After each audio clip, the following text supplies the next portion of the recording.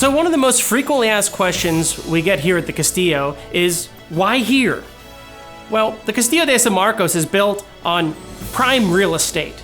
The reason being is what's just off the coast.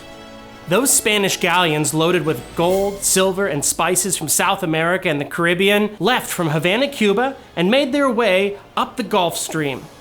Now, that Gulf Stream is moving at 3 to 5 miles an hour, but it is very narrow along the Bahama Channel. Now, that makes it prime territory for pirates. The first pirate attack in St. Augustine was in 1586 by Francis Drake, his 42 ships, and 2,000 men. Now, this way outnumbered the Spanish here in St. Augustine, so they did what they could. They buried their cannon and they ran off into the woods. But they did so in such a hurry that they forgot about the king's coffer, their treasury, their pay, leaving it behind. Now, after Drake had done what he wanted to, not finding much in the way of valuables, burning the city, he left St. Augustine. The next pirate attack happened in 1668, and this was Robert Searles. He only came in with about 100 people, but St. Augustine really didn't have the defenses that it needed. So Robert Searles, after having his way with the city, had left it almost untouched.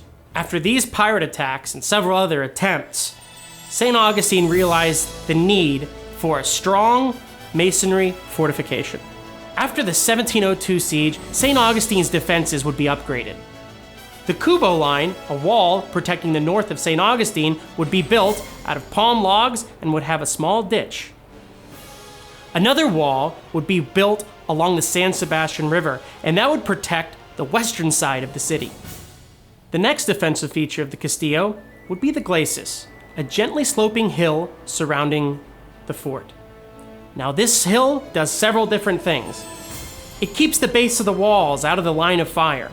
It also provides cover and concealment for Spanish troops maneuvering around outside of the fort. If you've made it this far, the next thing you have to deal with is the moat.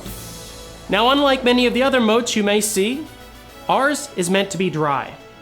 You would think that being up against the walls of the Castillo would give you some sort of cover, but it doesn't. The Spanish thought about that, and the shape of this fort means no blind spots. Once all these individual defenses were brought together, the Presidio of St. Augustine never fell.